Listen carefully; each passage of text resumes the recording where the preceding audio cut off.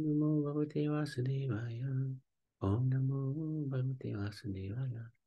Hare Krishna, dear devotees. Thank you very much for joining today. We seek the blessings of Radha Madhava, Radha Shyam Sundar, Krishna Balaram, Bal Gurnitai, Srila Prabhupada, Guru Maharaj, and the assembled devotees. We're continuing with Tirupati. And yesterday we looked at the different temples in and around Tirupati. Today we're looking at the history behind the Tirumala hills and the Sheshadri mountains. Srimad Bhagavatam describes that during Satyayuga, Hiranyaksha, due to his exploitative activities, created a situation where the earth was drowned to the bottom of the Garbhodak ocean. So Mother Earth was displaced from the orbit and fell into the ocean at the bottom of the universe. At that time, the demigods approached Lord Brahma, who prayed to Lord Vishnu. Lord Vishnu then appeared from the nose of Brahma in the form of Sri Varaha Dev. He killed Hiranyaksha and lifted the earth, Bhudevi, with his tusks and brought her to a safe position on top of the Garbhodaksha fish ocean. Bhudevi. So this is Varaha Bhudevi in his hand, and this is Hiranyaksha getting a telling off from the Lord. Bhudevi, the goddess of the earth, being an expansion of goddess Lakshmi, was very much pleased to be reunited with her Lord, her eternal consort in the form of Sri Varahadev. In Vaikuntha, Bhu Varaha reside eternally.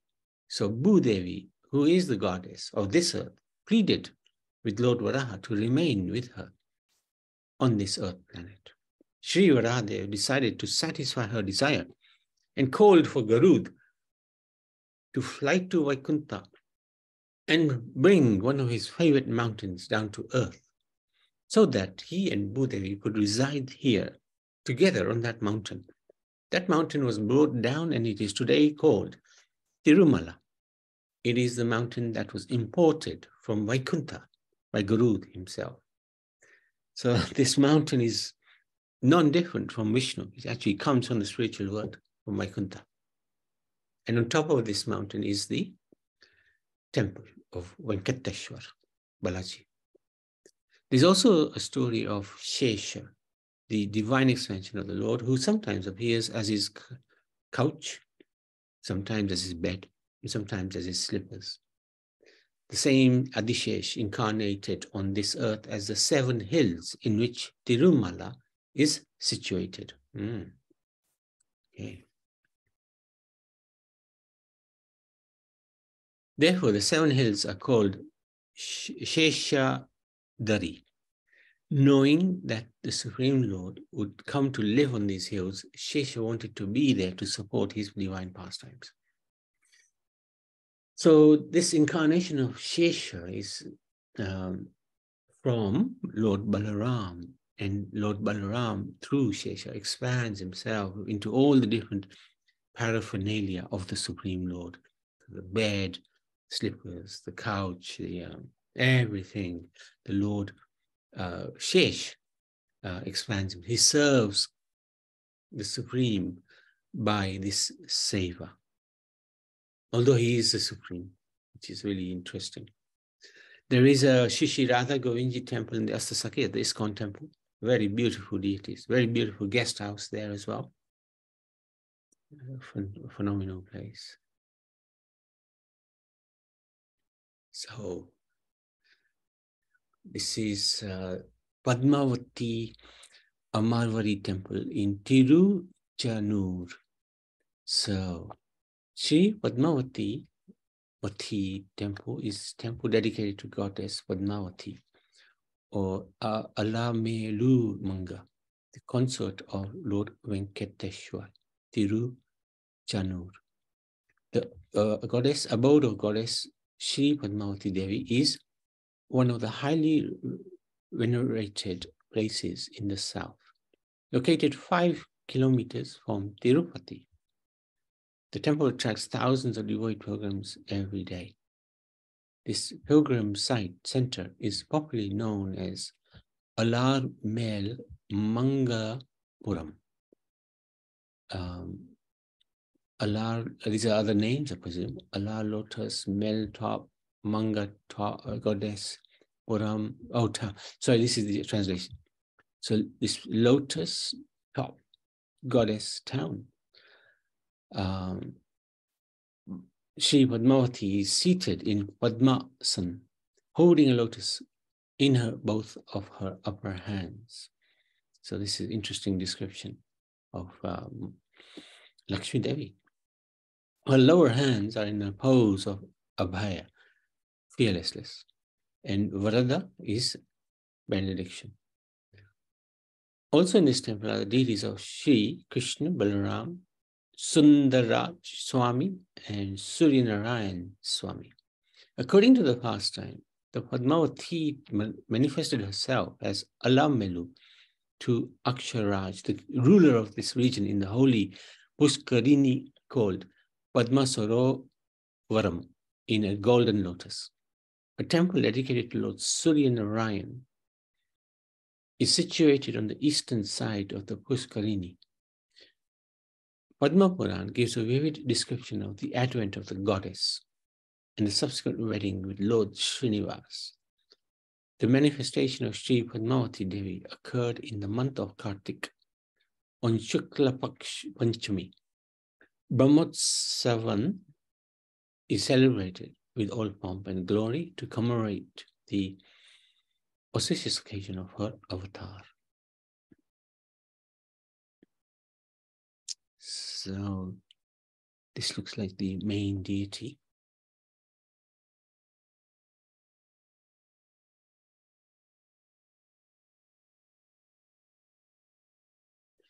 Padma Sarovaram and Sri Padmavati Temple in the background. So this yes, there you go. Beautiful temple there. Okay, look at this one. Sri Govindaraj Swami Temple. Sri Govindaraj Swami Temple is one of the most important and ancient temples located in the heart of the temple city, Tirupati. So there's the hill on which you have so many temples, or a big temple complex at least.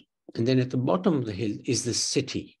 And in the city, there is this Govind Swami temple. Renowned Sri Vaishnavite, Saint Ramanujacharya, consecrated this temple in 1130 AD. Before Lord Govindaraj Swami, Sri Pathasarthi Swami was the presiding deity of this temple. Sri Govindaraj Swami is the elder brother of Venkateshwar Swami, who accomplished the ever-magnificent marriage between Sri Venkateshwar Swami and Padmavati Amaravaru. Sri Govindaraj Swami was the caretaker of massive wealth being obtained from King Kuver for conducting the wedding. He efficiently utilized this wealth to conduct one of the most glorious weddings of the history. Interesting. The ardent Shaiva devotee, a Chola king named Krimni Kanta, had hatred towards Lord Vishnu because he was devotee of Lord Shiva. But anyway, that's not necessarily always the case because Lord Shiva and Lord Vishnu are very close. So he destroyed all the Vishnu temples in his kingdom. The deity of Govindaraj Swami in reclined position along with Sri Devi and Bhudevi were immersed into a sea near a sacred place called Chitrakuta or Chittambaram at that time. Some Srivari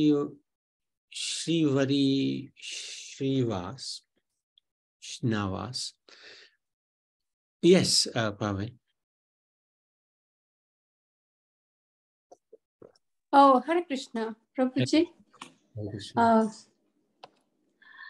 Why was Chola king name Krimikanta hatred towards Vishnu? What was the reason? Sure. No, I don't think it gives us a reason. Sometimes there is this And okay, carry on. Sometimes there's a disagreement between the Shaivites and the Vaishnavas as to who is the supreme. So it might be to do with that. It might be to do with that. But it doesn't say the reason. No, it doesn't give the reason. All right. Thank you. Okay. Hare Krishna. Hare Krishna. So he brought the deities of Govindji along with his consort to Tirupati without the knowledge of the Chola king and started performing the worship. After the situation at Chidambaram returned to normalcy, the deity of Lord Sri Govindaraj was taken back to Chidambaram from Tirupati. One day, Sri Ramanuja had a vision of Lord Govindaraj Swami in his dream. He was advised by the Lord to make arrangements for him to reside in Tirupati. Knowing this, Sripad Ramanujacharya, with the help of the then king and his disciple, Yadavaraya, made new deities. Along with them, the Utsav Murtis brought from Chidambaram were installed at a sacred place in Tirupati and performed worship similar to that of Tirumala as per tradition of Vaikhanasagama. By this southern region of Govindaraj Swami is the deity of Andal, Godadevi. Since then, as per instructions by Ramanuja, the worship is being performed by TTD in a systematic manner. So this is the glorious Govindaraj Swami temple, Tirupati. And these are the Utsav deities of Sri Govindaraj Swami. Utsav deities basically mean they're smaller and they do abhishek of these deities. They would take them around the temple and they would take them on a procession. And if there's a lake festival, they would go on the boat. So these deities would accept the worship on behalf of the main deities. These are deities of the Alvars, the Sri Govindaraj Swami. The Alvars were great poets, great saints who sang glorious bhajans to please the lordships. And these Alvars are to this day honored in South Bharat. Sri Kodandarama Swami Temple. The ancient Kodandarama temples, Swami Temple, is situated at the heart of Tirupati. It commemorates the visit of Lord Ramachandra, Sita Devi and Lakshman to Tirupati. In token of the visit of Shri Sitaram Lakshman to this place, their deities were consecrated, and in later days, the Emperor Janamejaya renovated this temple as per the evidence available in Sawal Javapati. According to local belief, Jambavan is the bear in the pastimes of Ram, very amazing personality. He consecrated the deities in the temple later that was renovated by Emperor Janamejaya. It was later believed that the deities were found to Emperor Janamejaya in the local Ramachandra Pushkirini, a sacred tent. So he found them apparently. According to the inscriptions, Sri Nasimha Mudilayar constructed this temple in the year 1402 or 1480 AD. The devotees can have the darshan of the main deity very near from the Sayan Mandiram. In this temple, Sri Kodandarama Swami with Lakshman to his left is in a standing position. Sita Devi is on the right of Kodandarama Swami. The Panchabehrams, which are Mula, Varlu, Kautuka Murtis, Utsav Murtis, Snapana Murtis, the Bali Murtis, Dhruv Murtis, are being worshipped daily. Shri Bhakta Anjaneya Swami, Shri Chakatalvar and Sri Tandav Krishna Sayan Seva can also be seen in this temple. Lord Ramachandra is prayed too with folded hands, chanting the sloka Shri Rama Rama Rameti Rame Rame Manorame Sahasranam Tatulyam Ramanam Varanane. So this mantra is the mantra which explains that by chanting the name of Ram 3 times, it is equal to chanting the name of Vishnu 1,000 times. So it's a very interesting mantra in the Vishnu Sahasranam. Since 2007, every year, 3-day float festival is being performed in Sri Ramachandra Pushkirini. Pushkirini is the lake. So they do a 3-day boat festival. So this is Kodandararam Swami Temple. Lord Ramachandra, Sita Devi, Lakshman. Shri Kalyan Venkateshwar Swami Temple, Srinivas Mangapuram. So this is the temple is situated at 12 kilometers to the west of Tirupati. According to the legends, after celebrating his marriage with goddess Padmavati, Lord Venkateshwar did not immediately return to Tirumala hills, but instead he visited the sage Agastya's ashram to seek blessings over the wishes of the sage Agastya. Lord Venkateshwar, along with his consort, stayed at his humble ashram. So the ashram of Agastya, the Lord stayed there, which has now become the famous temple. The divine couple stayed here for 6 months. Wow. The presiding deity of the temple is Lord Venkateshwar and is referred to as Kalyan Venkateshwar. The deity is facing west and is in a standing posture. So this is that glorious temple. They're all so amazing, these temples.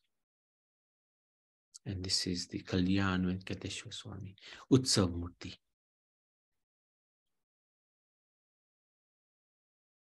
Sri Kapaleshwar Swami Temple is the only temple dedicated to Lord Shiva in Tirupati. It is situated 3 kilometers to the north of Tirupati at the foot of Tirumala Hills. The sacred waterfall called Kapil Tirtham, also known as Alvar Tirtham, is located here. Sri Venugopal Swami Temple, Sri Lakshminarayan Swami Temple, and Sri Vinayak Swami Temple on the second Cut Road are sub-temples which function under the control of the Kapaleshwar Swami Temple. Loads of temples. Oh, this is interesting. Sacred waterfall called Kapil Tirtham, also known as Alvar Tirtham, is located at Sri Kapileshwar Swami Temple. And this is Kapileshwar Swami.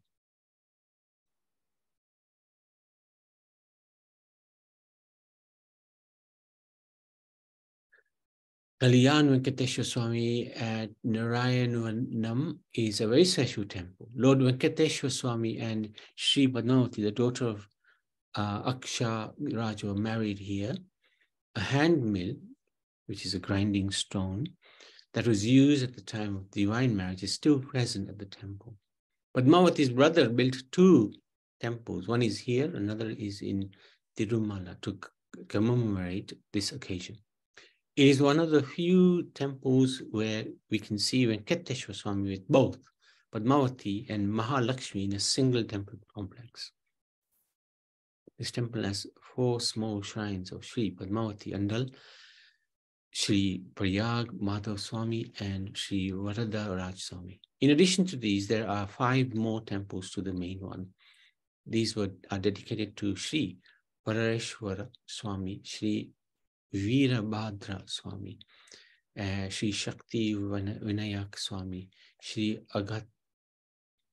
Agatheswar Swami, and Sri Avanakshamma temple is located distant of 35 kilometers from Tirupati on the way to Chennai and is 5 kilometers from Puttur. Another glorious temple, my goodness. So this is a picture of the divine marriage of Goddess Padmavati with Lord Venkateshwara Swami. It looks like Narad Muni, Lord Shiva, Lord Brahma. Amazing personalities are present. Hanuman, looks like Hanuman here. This is the hand mill that was used at that time of that marriage, still present in the temple.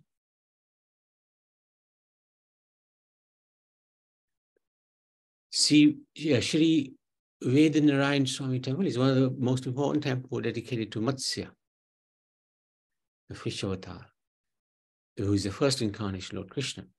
The presiding deity is Vedanarayan Perumal. This temple is called Matsya Avatar Sthalam. According to legend, a demon king called Sumukh Asura once stole the 4 Vedas and kept them in custody under the sea. Lord Brahma was worried as the whole world cannot function without the presence of the Vedas. He went and pleaded to Lord Vishnu to save the Vedas and the universe. Lord Vishnu took the avatar in the form of a fish, Matsya, in Sanskrit, went deep into the sea and fought with Samukhasura. Samukhasura was defeated in the battle by Lord Vishnu, who brought back the 4 Vedas and handed over to Lord Brahma safely. As the Lord saved Vedas here, he is known as Sri Vedanarayan Perumal. The Lord is seen here in Matsya Avatar. He is in a standing posture with the fish tail, clearly visible, along with his consorts Sri Devi and Bhudevi. Another important feature is that the Sudarshan Chakra in one of his hands is ready to let loose in an attacking posture. This ancient and vast temple was built during the reign of Krishnadev Ray. Also, Krishnadev Ray had named this town as Nagalapuram in the memory of his mother, Nagamba. Another rarity of this temple is the Surya Puja, which happens annually on the 12th, 13th, 14 days of the month of Phalgun. Sun's rays fall on the main deity between 6 o'clock in the evening to 6:15, so 15 minutes. On the first day, they fall on the feet, second day, they fall on the chest, and the third day, they fall on the forehead, depicting worship by Sri Surya Narayan. All this happens not from the ceiling or any opening in the temple, but from the entrance of the temple. Wow. The deity is about 600 meters from the main Gopuram entrance, and the sun's rays have to pass through such a distance to fall directly on the deity. This event signifies sun god Surya's seva to the Lord to warm up his chilled body, as the sun has been underwater for many years during his war against Samukhasura. Large numbers of people throng this temple to witness this rare event. The most important annual festival in this temple are the Brahmotsava. Sri Vedanarayan Swami Temple is located in Nagalpuram, 70 kilometers southeast Tirupati. So this is the fish avatar. You can see the tail here clearly visible. He's got the Sudarshan Chakra ready to blast. And Shri and Bhu Devis are there. Shri Kariya Manikya Swami Temple at Nagari. And this is Gajendra Moksha. Gajendra Moksha. This ancient temple is called Sri Perumal Swami Temple and is located in Nagari, 51 kilometers from Tirupati. It is believed that Lord Sri Krishna killed Makar, the crocodile, saved Gajendra, an elephant, at this place. So we've talked about that pastime in the Srimad Bhagavad Puran. This is Perumal Swami at the Kariya Manikya Swami Temple.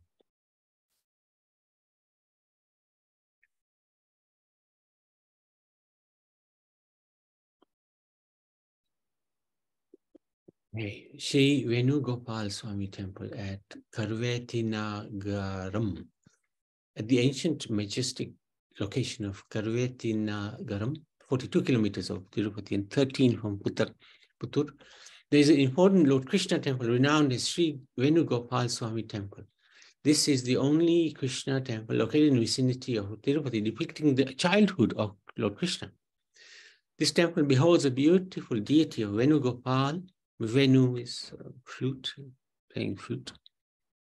Krishna, an eternally charming Lord Krishna holding flute and his favorite pot of butter kept at his feet. The Lord is positioned in front of a cow. Deities of Srimati Rukmini Devi and Satyabhama are also on the main altar. This temple has a rich historical background. It has been a holy place for pilgrims since many decades. Many recent poets have spoken and written about Sri Venugopal Swami Temple. The poet and singer Sarangapani has contributed more than 200 padams admiring the Lord Sri Venugopal Swami of Karvetinagaram and his gracious presence in our lives. Many important festivals are celebrated here along with great fervor and devotion. Annual Brahmotsavam, a 10-day long festival which is celebrated in the month of April, May, Vaishak, is one of the most important festivals. There is another shrine of Lord Ramachandra, accompanied by Sita Devi, Lakshman, and Anjaneya. Also, there are shrines of Parthasarthi, Avanakshama, and Renuka Parameshwari, and Skanda Pushkarini. So these are the deities. So there you go. Krishna with the flute, with Rukmini and Satyabhama. This is very unique. Don't usually see Rukmini and Satyabhama on the same altar as Krishna in the Venugopal Swami temple. Ram, Sita Ram, Lakshman and Hanuman is there. Very, very nice. Okay, another one. Sri Vashana Venkataswamy Temple at Apalayagunda. This place, which is 16 kilometers from Tirupati, is believed to have been a resting place for Lord Venkateshwar during his voyage to Tirumala. Lord Venkateshwar is also bestowed blessings on Sri Siddheshwara and other sages here after his marriage with Sri Padmavati. This temple has its uniqueness with its presiding deity of Lord Prasanna Venkateshwar Swami in Abhaya Hasta posture, blessing hand. Another important feature of this ancient temple is the presence of Lord Vayu, wind god. The temple was constructed by the king of Karvetinagaram, Sri Venkat Perumal Raju Brahmdev Maharaj in the year 1232 and consists of shrines of Anjaneya Swami, that's Hanuman, I take it, located opposite to the temple. The temple also contains deities of Goddess Padmavati and Andal Devi within the temple. The Abhishekam that takes place every Friday in this temple is very famous. There you go. So he's in his blessing posture. There you go. Crikey. I'm just wondering how many more are there. You've done a lot of temples, huh? Mm. Yeah, that's the last one. Okay.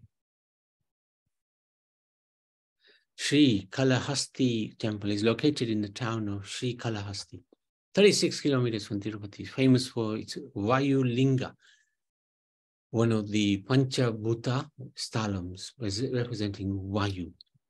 That's unusual. This temple is also regarded as Dakshina Kashi. So Dakshina is south Varanasi. Lord Sri Chaitanya Mahaprabhu visited Sri Kalahasti as stated in Chaitanya Charitamrita Madhya Lila 971.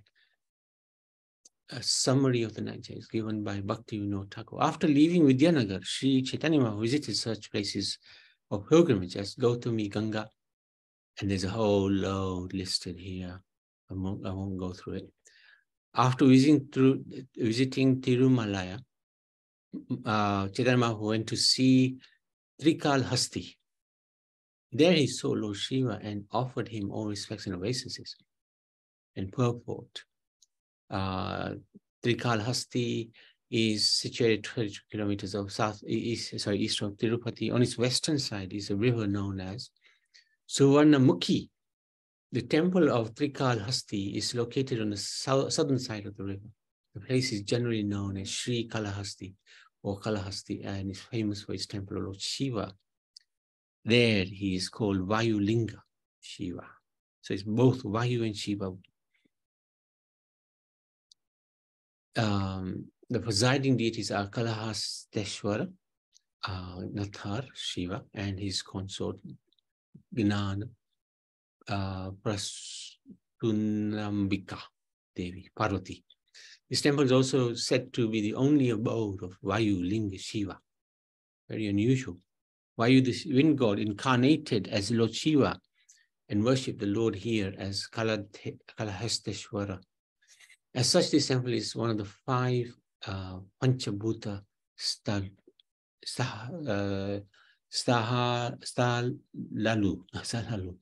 or Shiva temples representing the elements. In this case, the wind. A lamp inside the sanctum flickers constantly from the movement of air.